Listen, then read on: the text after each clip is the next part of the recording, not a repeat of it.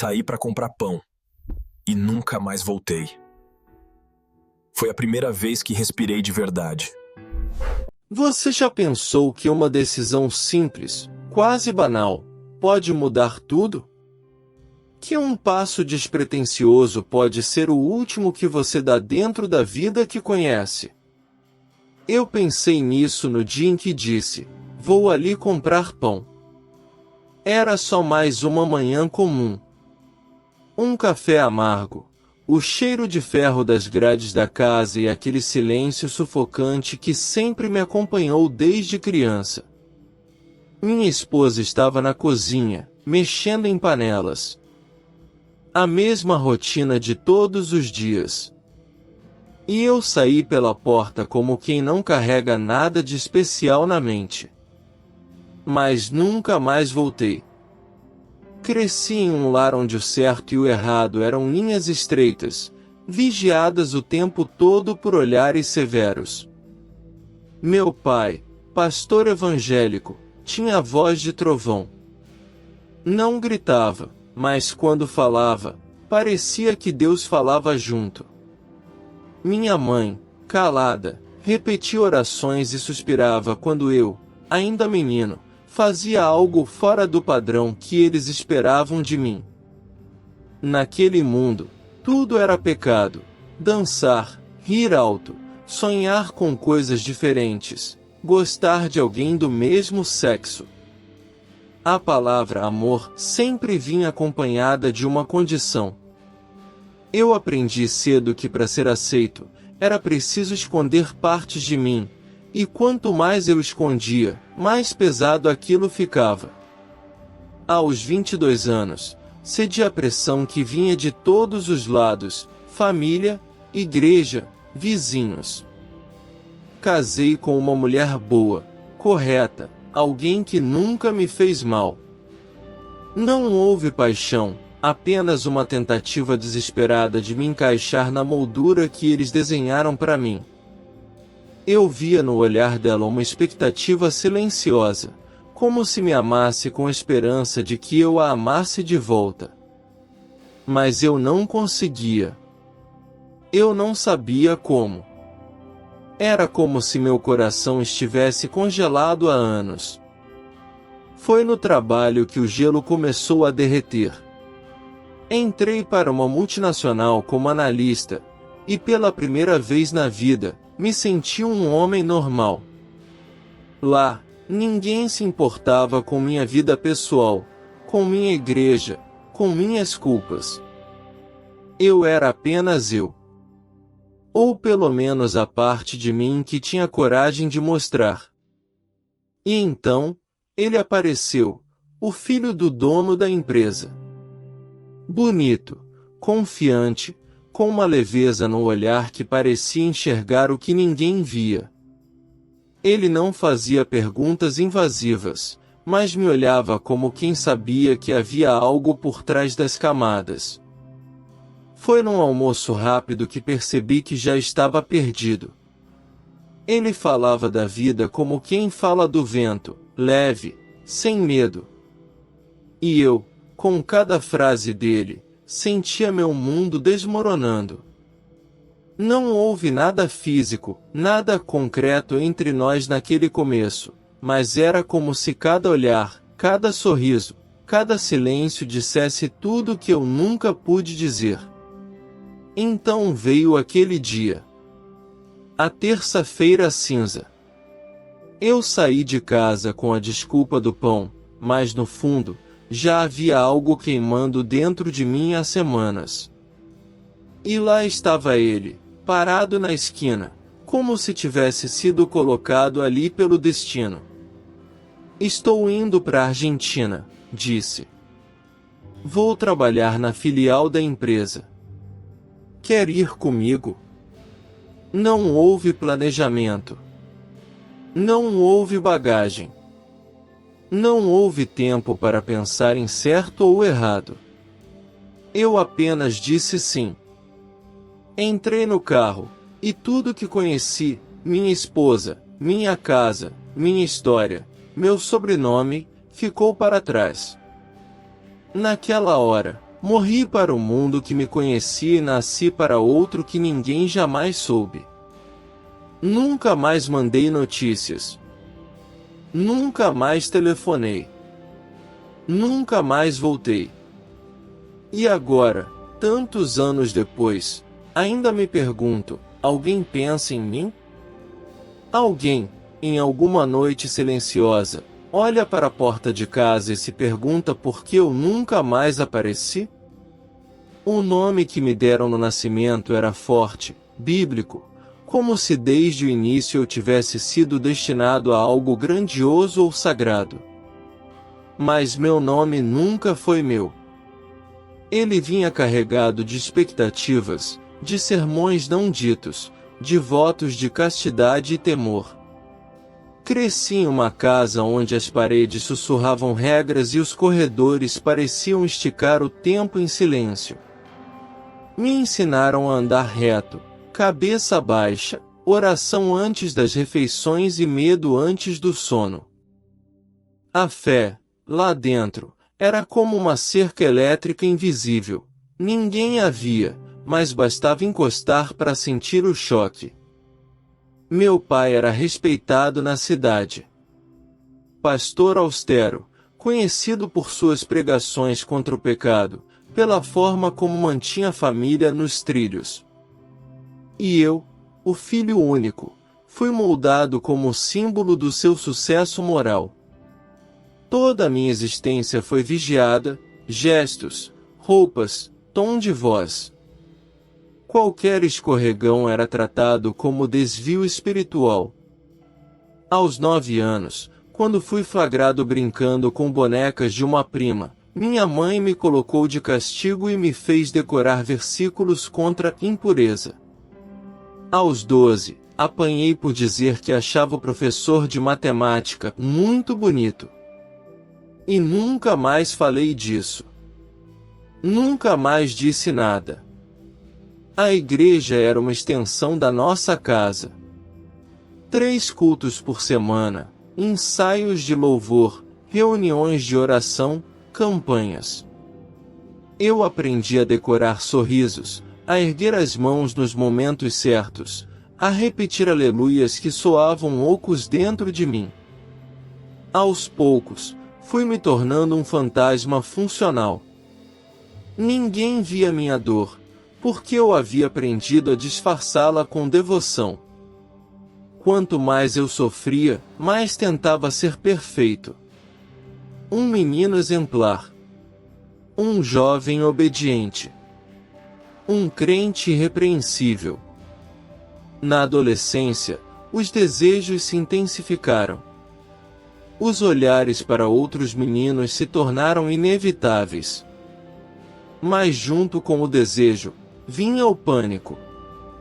Orava todas as noites pedindo para ser curado, para acordar normal.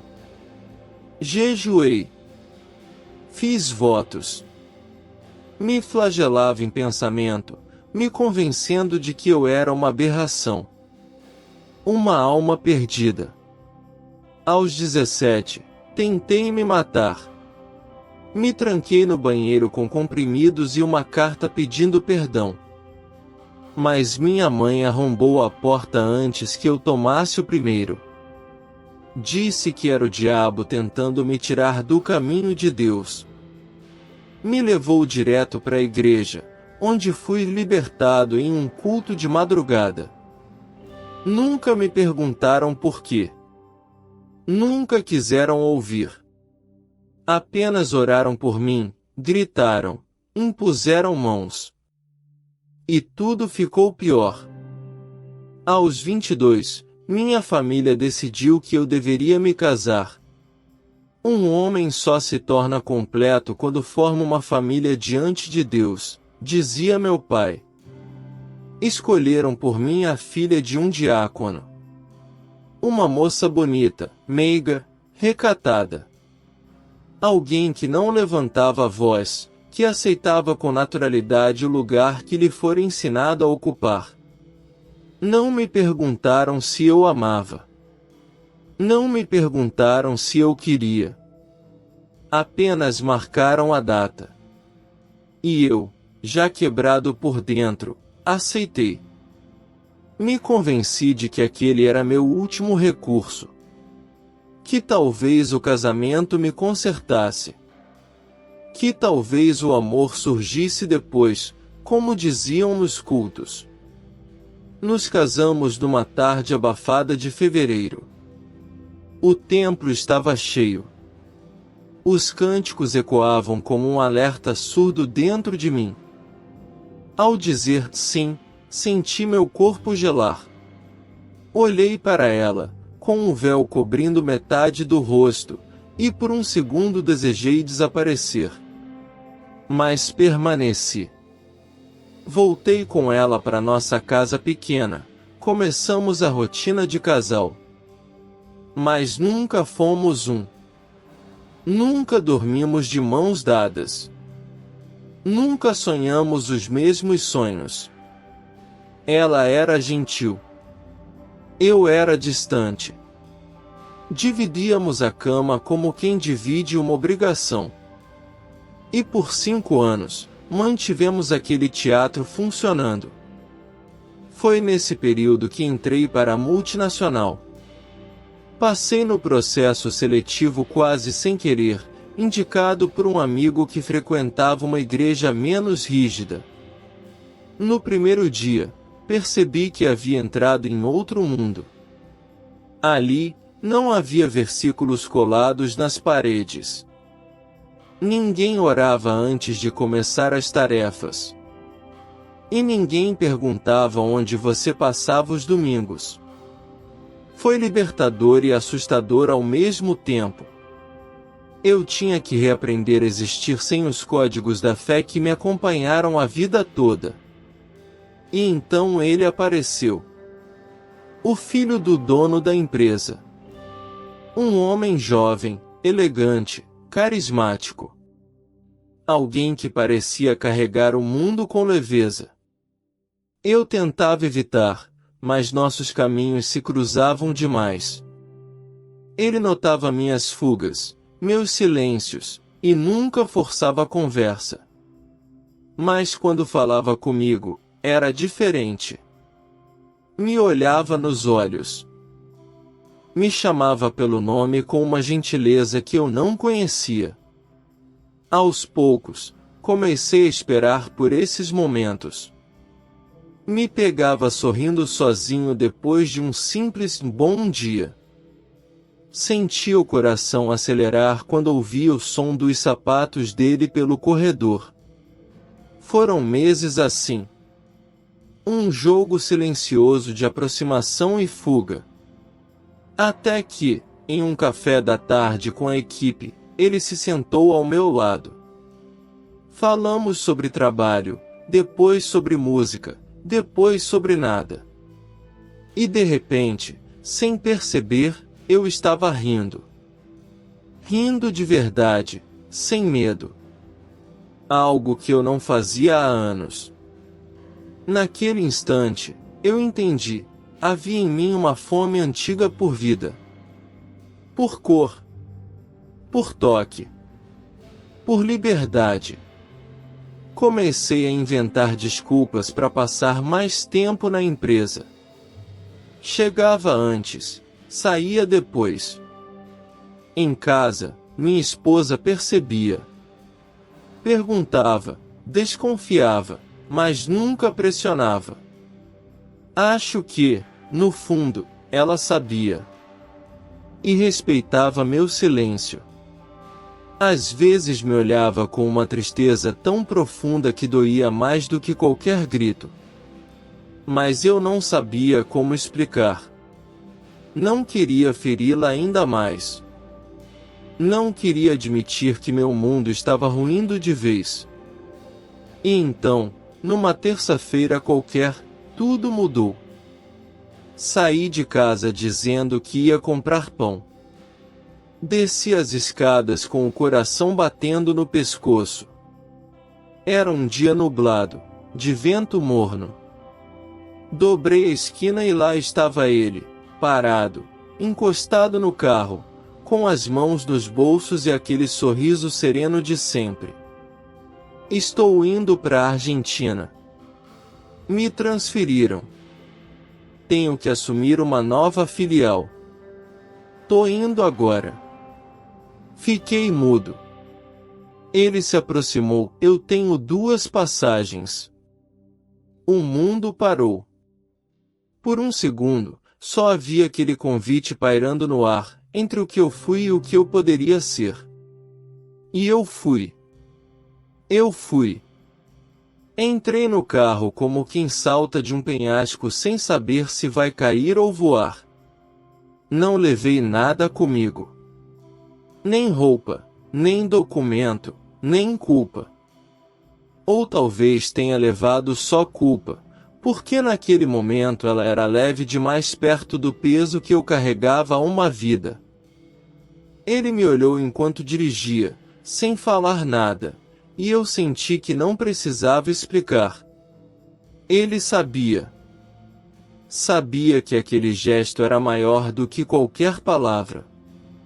Que aquele sim que eu tinha dado não era para ele, era para mim mesmo. Fomos direto ao aeroporto. Ele já tinha tudo pronto: passagens, hotel reservado, um plano de transição. Tudo parecia tão fácil, tão simples, que doía. Porque nada na minha vida havia sido assim. Na minha vida, tudo era escolha entre o certo e o inferno. E agora, pela primeira vez, eu não me sentia no inferno. Eu me sentia livre. Assustado, sim, mas livre. No avião, sentei ao lado da janela. Olhei a cidade abaixo se afastando, virando pontos de luz indistintos. Era como se estivesse assistindo meu passado sendo engolido pela distância. A rua da minha infância. A igreja. Minha mãe no portão, segurando uma Bíblia. Meu pai no púlpito, falando com a voz de Deus. Minha esposa na cozinha, mexendo o café. E eu desaparecendo de tudo isso como um fantasma que finalmente encontrou uma brecha para escapar. Chegamos à Argentina na madrugada. Ele me levou a um apartamento pequeno, moderno, aconchegante. Tinha cheiro de madeira nova e promessas. Não falamos muito. Apenas nos olhamos. Havia algo entre nós que não precisava de explicação. Era como se, por estarmos ali, juntos, já estivéssemos contando tudo. Dormi no sofá naquela noite. O corpo estava leve, mas a cabeça pulsava. Repetia frases como: você está aqui, você não voltou, você fez isso mesmo. Custei a acreditar. Nos dias seguintes, comecei a conhecer o novo ambiente de trabalho. Ele me apresentou como parte do time, sem títulos, sem destaque, com naturalidade. Ninguém sabia de onde eu vinha, por que tinha chegado de repente. Apenas me receberam. E isso, para mim, já era tudo. Pela primeira vez, eu era apenas um homem entre outros homens. Sem rótulos, sem julgamentos, sem passados exigindo explicação. Na Argentina, tudo era novo. O idioma, as pessoas, os horários, os cheiros, até os sons da cidade pareciam feitos para me distrair daquilo que deixei para trás. Mas dentro de mim, o Brasil continuava gritando. Às vezes, à noite, deitava e ouvia mentalmente minha mãe me chamando pelo nome. Imaginava minha esposa sentada sozinha à mesa do café. Visualizava meu pai diante da congregação, dizendo que eu era um desviado, um desaparecido, um erro. Em outros momentos, me via sendo procurado. Pensava se alguém estava colando cartazes com meu rosto. se haviam ido à polícia, se haviam rezado por mim, se haviam me enterrado em pensamento. Mas ninguém me procurou. Pelo menos, ninguém me encontrou. E, aos poucos, fui sumindo do mundo que um dia me conheceu. Na nova cidade, assumi um cargo discreto. Trabalhava pela manhã, estudava à noite. Voltei a sentir prazer em aprender, em conversar com estranhos, em caminhar por ruas sem me sentir vigiado. Comecei a cozinhar. Aprendi a escolher frutas no mercado, a comprar flores sem motivo. E, com o tempo, aprendi a amar. Não o amor idealizado dos livros religiosos, mas o amor que constrói no cotidiano. O que segura sua mão no silêncio. O que entende seus pesadelos e não pergunta por eles. Ele era paciente. Sabia que eu carregava fantasmas demais. Nunca pressionava, nunca exigia. Apenas estava ali. Às vezes acordava no meio da noite e o encontrava olhando pela janela, como se procurasse algo no escuro. Perguntei uma vez o que fazia. Esperando você chegar por inteiro, ele disse. Demorei meses para entender o que ele quis dizer. Porque mesmo estando ali, comigo, eu ainda não tinha chegado por completo. Uma parte de mim ainda vivia naquela rua da infância, ajoelhada no chão da igreja, com medo de ser visto. Mas aos poucos, cheguei. Comecei a me libertar dos nomes que me deram, das culpas que me ensinaram, das promessas que me impuseram. Reaprendi a sorrir, a tocar, a existir. Em certo momento, troquei meu nome nas redes sociais. Apaguei todas as fotos antigas. Bloqueei todos os contatos. Criei uma nova identidade, não legalmente, mas emocionalmente. Me tornei outro. Um homem que não pertencia mais a ninguém, exceto a si mesmo. Mas a liberdade tem seu preço. Não era só sobre felicidade. Era sobre ausência. Sobre o vazio que fica quando você rompe com tudo. Às vezes, via casais falando sobre os pais, viagens em família, natais cheios. E aquilo me feria. Porque eu também queria ter isso. Também queria poder falar da minha mãe com ternura. Queria lembrar do meu pai sem raiva. Queria ter memórias sem dor. Mas minhas lembranças eram espinhos. E por isso, escolhi enterrá-las fundo, onde ninguém mais pudesse alcançar. Nunca liguei para ninguém. Nunca mandei carta. Nunca disse cheguei bem. Porque não era só uma mudança de país. Era um rompimento total. Radical. E definitivo. A mulher com quem me casei? Nunca mais vi. Nunca mais ouvi. Não sei se me odeia, se me perdoou, se me esqueceu.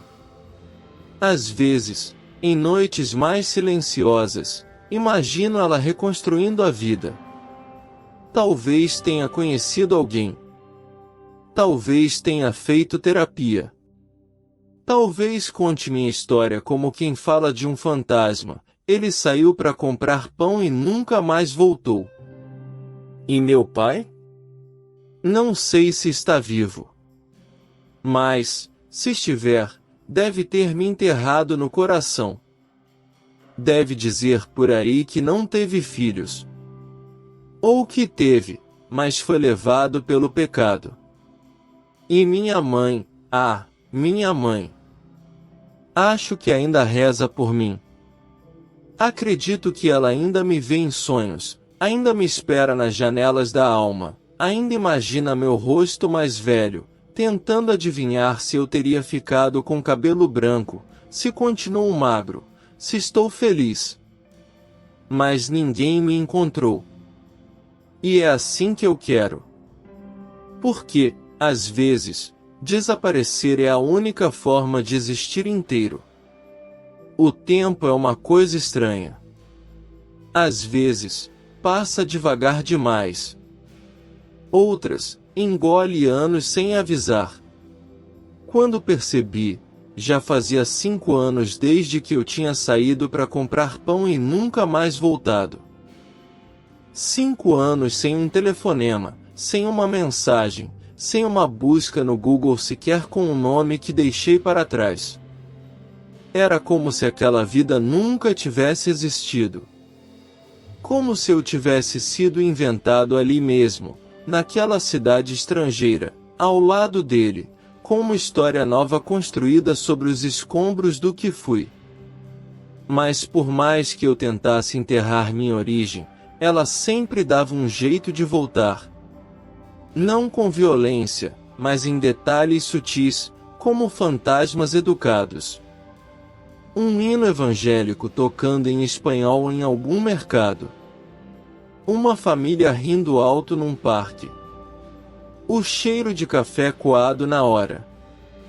Coisas pequenas que me arremessavam para lembranças que eu tentava manter trancadas. E, mesmo assim, elas escapavam. Comecei a escrever. No começo, pequenas anotações em cadernos, como se fosse uma terapia improvisada. Depois, textos mais longos, com datas, nomes, sensações. Era meu jeito de conversar com os mortos que deixei para trás.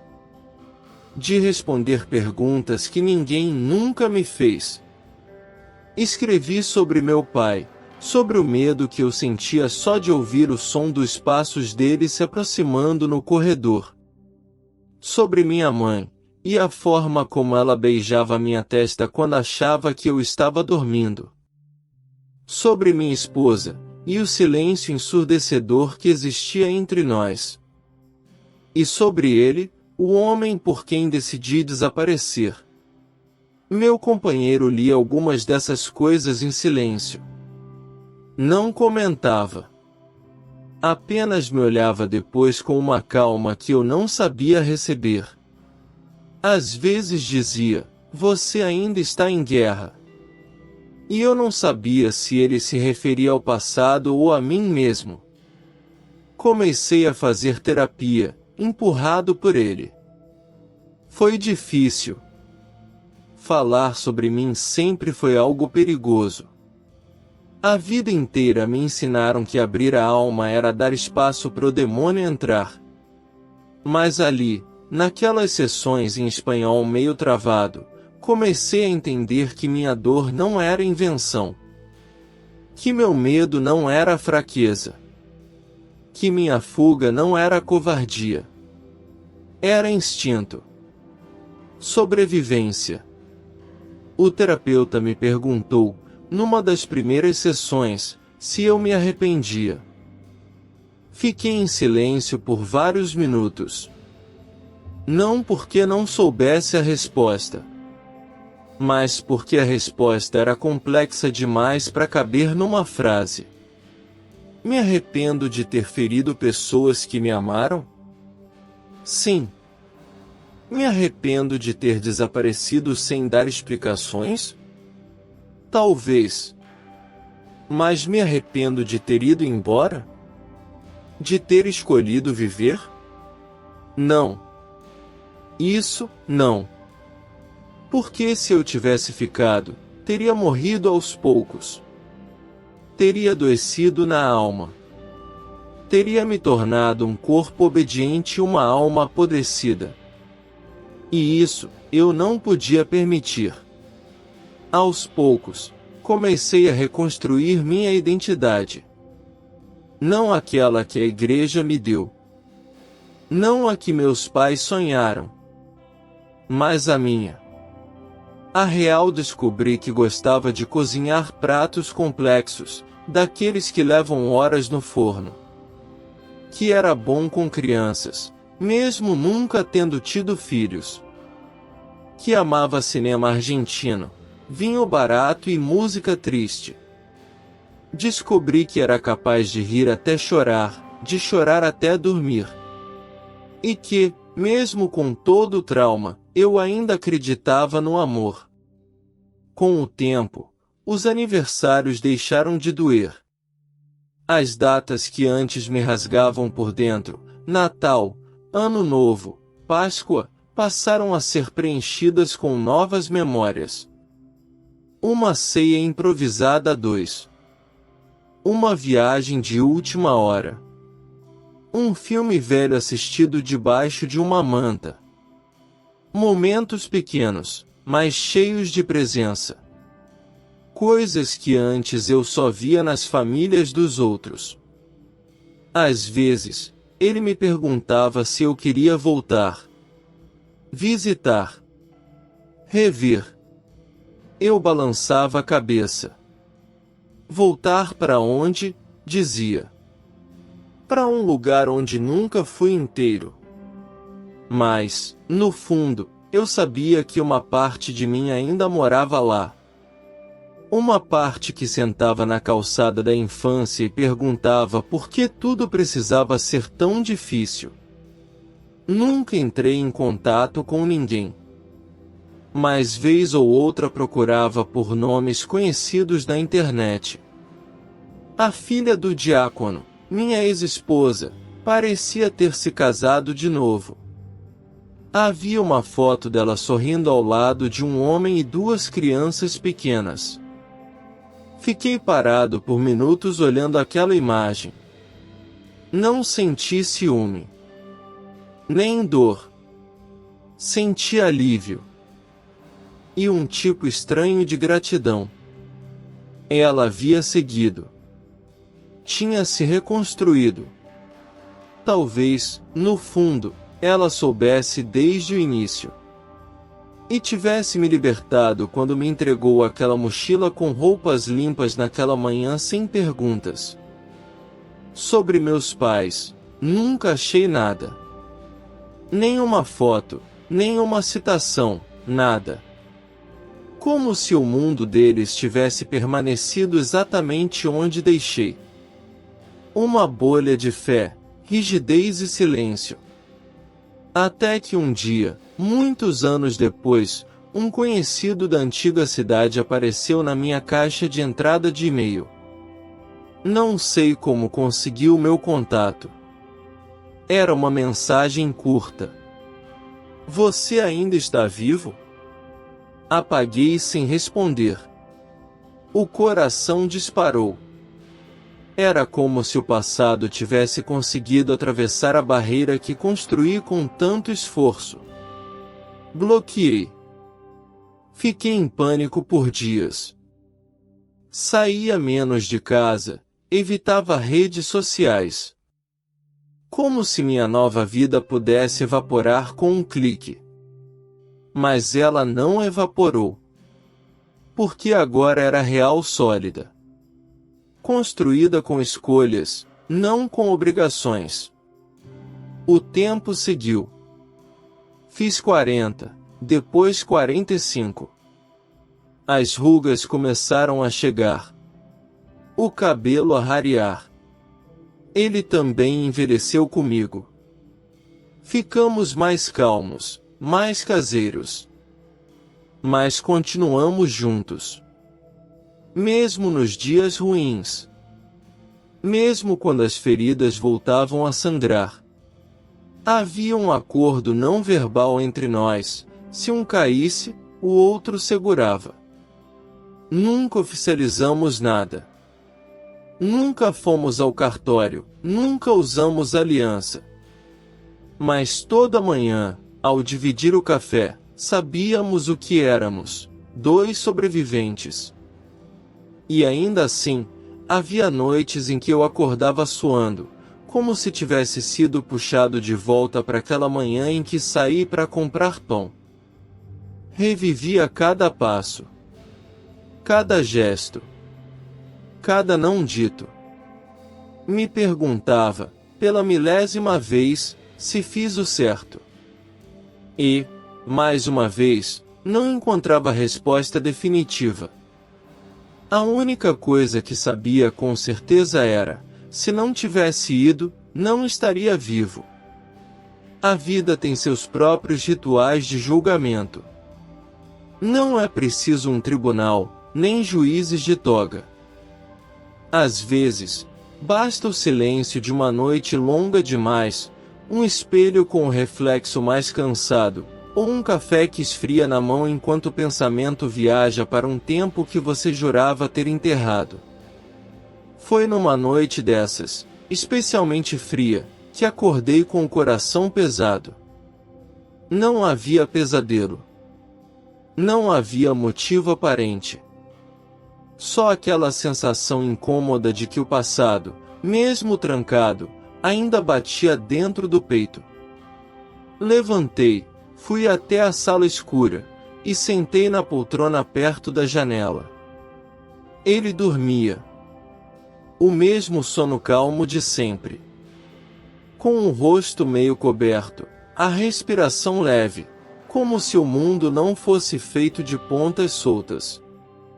E eu fiquei ali, olhando nada. Pensando nos rostos que deixei para trás. Nos nomes que nunca mais pronunciei. Nas vozes que, em algum lugar, talvez ainda chamem por mim. Pensei na minha mãe. A mulher que me deu banho, que me ensinou a amarrar o cadarço, que cantava hinos desafinados enquanto fazia arroz. A mulher que rezava pelos meus pecados antes mesmo de saber que eles existiam. Será que ela ainda está viva? Será que reza por mim? Ou será que, depois de tanto tempo, se convenceu de que fui engolido pelo mundo? Pensei no meu pai. Na sua rigidez, na sua autoridade, nos sermões longos e na forma como me olhava quando achava que eu não estava sendo homem o suficiente. Será que algum dia ele duvidou da própria fé? Será que, sozinho no quarto, chegou a chorar por mim? Ou será que até o fim se manteve convicto de que eu fui uma decepção? Pensei nela. Na mulher que me chamou de marido, que dividiu comigo uma casa, uma cama, uma rotina. Que me entregou uma mochila em silêncio e nunca perguntou por quê. Será que ela me odeia? Será que entende? Será que me perdoou? E, pela primeira vez em muito tempo, chorei. Não um choro de desespero, mas um choro mudo, adulto, cheio de saudade por coisas que nunca existiram. Um choro de quem sabe que não há volta. De quem entende que o preço da liberdade, às vezes, é a solidão. No dia seguinte, ele percebeu que eu estava diferente. Perguntou se eu queria conversar. Eu disse que sim. E falei. Contei tudo. Coisas que ele já sabia, mas que nunca tinham sido ditas com todas as letras. Contei do medo que senti ao sair pela porta com a desculpa do pão. Contei da culpa que me acompanhou como sombra desde aquele dia. Contei dos sonhos em que minha mãe me abraçava e dizia que tudo estava bem. Contei das noites em que quis ligar, escrever, mandar um e-mail, e nunca consegui. Ele me ouviu em silêncio. Como sempre. E quando terminei, apenas segurou minha mão. Você está vivo, ele disse. E isso já é um milagre. Essas palavras ecoaram em mim por dias. Porque sim, eu estava vivo. E por muitos anos, essa simples condição me parecia inalcançável. Comecei a pensar sobre o que significa estar vivo. Não apenas respirar, mas viver de verdade. Com todas as dores, com todos os lutos, com todos os começos e os fins. Viver como quem aceita que a vida nunca é só uma coisa, mas muitas ao mesmo tempo. Naquela semana, escrevi uma carta. Não endereçada a ninguém em específico. Uma carta que talvez nunca seja enviada. Mas que, de alguma forma, precisava sair de mim. Na carta, eu disse: fui embora porque não sabia mais como existir. Porque cada dia naquela casa era um exercício de invisibilidade. Porque sorrir era mentira, orar era desespero, e amar. Pausa, amar era pecado. Eu saí para comprar pão, mas na verdade saí para me buscar. E só me encontrei quando parei de procurar aprovação. Guardei essa carta numa gaveta, entre documentos antigos e passaportes vencidos. Um pedaço de mim dorme ali agora, entre o que fui e o que me tornei. Outro dia, estávamos em um restaurante e a mesa ao lado falava português. A voz de uma mulher me fez estremecer. Era parecida com a da minha mãe. Me vi encolher na cadeira, como um menino de 10 anos. Ele percebeu, tocou minha perna sob a mesa e disse: é só uma voz. Mas não era. Era um eco. Um lembrete de que meu desaparecimento deixou um rastro que talvez nunca seja apagado.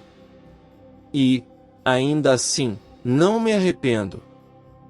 Pode parecer cruel. Pode parecer egoísta. Mas eu escolhi viver. E essa escolha, apesar de tudo, me salvou. A vida que levo hoje não é perfeita. Tem contas, tem cansaços, tem dias ruins. Mas tem verdade. Tem respiração plena. Tem amor. E, mais do que isso, tem paz. Talvez, se eu tivesse ficado, teria construído uma família. Teria filhos. Teria envelhecido naquela mesma cidade. Teria enterrado meus pais e seguido como se tudo fosse normal. Mas eu não seria eu. Seria um reflexo distorcido de expectativas que nunca foram minhas. Um boneco funcional, educado para obedecer. Talvez hoje eu tivesse uma igreja para chamar de minha, um sobrenome respeitado, um carro na garagem e um jardim bem cuidado. Mas não teria alma. Porque a minha estaria morta. Amassada num canto do quarto, sufocada por dogmas, por medos, por silêncios. Quando digo que nunca mais voltei, não é só no sentido geográfico. Eu nunca mais voltei para aquele papel. Nunca mais vesti aquela máscara. Nunca mais me curvei diante da mentira. Sou, hoje, um homem com falhas, sim. Com marcas. Com pecados, talvez. Mas um homem inteiro. E isso, para mim, é suficiente. Hoje eu caminho pelas ruas de uma cidade onde ninguém sabe meu passado. Onde ninguém conhece meu nome antigo. Onde ninguém se importa com os pecados que disseram que eu carregava. Aqui, sou só mais um rosto entre tantos. Um homem comum. E, curiosamente, isso é tudo que eu sempre quis ser, comum. Livre do peso de representar uma ideia, uma doutrina, uma expectativa familiar. Livre do fardo de esconder quem sou para caber no espaço que os outros deixaram para mim. Nunca mais liguei. Nunca mais escrevi. Nunca mais procurei saber como estavam. Não porque odeio. Não porque esqueci. Mas porque, para viver, precisei morrer. Precisei morrer na memória deles, para renascer no meu próprio corpo. Algumas mortes não são literais, mas são definitivas. E essa foi uma delas. Às vezes, me pergunto como ficou o eco da minha ausência. Se alguém inventou uma história mais aceitável para justificar meu sumiço. Se disseram que fui sequestrado, que enlouqueci, que entrei num ônibus errado e nunca mais fui encontrado. Ou, quem sabe, se disseram a verdade, ele fugiu. Ele desistiu da gente. A verdade é essa mesma. Eu fugi. Fugi do silêncio. Do medo. Do julgamento. Da obrigação de ser alguém que eu nunca fui. Fugi da ideia de que o amor só vale se vier com condições. Fugi da expectativa de ter que provar minha fé através do sacrifício da minha própria essência. Fugi para sobreviver. E, no fim, sobrevivi. Mas nem tudo sobrevive com a gente. Algumas coisas a gente perde pelo caminho. Algumas pessoas, algumas versões de si mesmo. Perdi a chance de envelhecer ao lado dos meus pais. De vê-los enrugarem. De saber como seriam suas vozes dizendo "filho" aos 70 anos. Perdi a chance de ter um reencontro. Uma explicação. Um abraço sem culpa. Perdi aniversários. Natal. Bodas de casamento. Enterros, talvez. Perdi também a chance de dizer "sinto muito". De agradecer à mulher que me entregou uma mochila com roupas limpas sem exigir nada em troca. De olhar nos olhos dela e dizer, não foi sua culpa. Eu já estava partido quando cheguei. Essas perdas me acompanham. E eu não finjo que não doem. Mas, entre essas dores e a dor de ter me anulado por uma vida inteira, escolhi a que me permitiu continuar respirando. Hoje, sou feliz? A palavra feliz carrega uma promessa difícil. Não sou um comercial de margarina. Não acordo sorrindo todos os dias. Mas sou livre. E, para mim, liberdade é a forma mais madura de felicidade. Posso olhar no espelho e reconhecer o homem que está ali. Posso amar sem pedir desculpas. Posso dormir sem orar pedindo perdão por ser quem sou. Isso vale muito. E quanto ao amor? Ele segue aqui, envelhecendo comigo. Um amor que me viu despido de todas as armaduras. Que soube esperar sem pressa. Que soube ficar mesmo quando tudo em mim pedia fuga. Que entendeu que algumas guerras a gente não vence, a gente aprende a conviver com elas. Muitas vezes me perguntam, nas entrelinhas, você faria tudo de novo? E minha resposta é simples, mas não leve, sim. Faria cada passo, cada silêncio, cada ruptura. Porque ninguém além de mim sabe o que era viver naquela casa, naquela igreja, naquele corpo preso. Ninguém além de mim sabe o que era fechar os olhos e implorar para Deus mudar quem eu era. Ninguém além de mim sabe o que significou, de fato, sair para comprar pão e nunca mais voltar. Foi covardia? Talvez. Foi egoísmo? Pode ser. Mas foi necessário. E, às vezes, o que é necessário não cabe nas caixinhas morais de certo e errado. Por isso hoje, depois de te contar tudo, eu deixo uma pergunta no ar. Você me ouviu? Você andou comigo pelas lembranças, pelos traumas, pelos becos escuros e pelas brechas de luz. Você sentiu o peso que me fez sumir, e a leveza que me fez ficar onde estou. Agora é a sua vez. O que você acha? Fiz o certo ao desaparecer? Ou sou apenas mais um que abandonou tudo por covardia? Fui egoísta ou corajoso? Fui cruel ou legítimo? Eu não tenho todas as respostas. Mas talvez você tenha. Julgue. Nos comentários. Eu sou o desaparecido. E você é o juiz.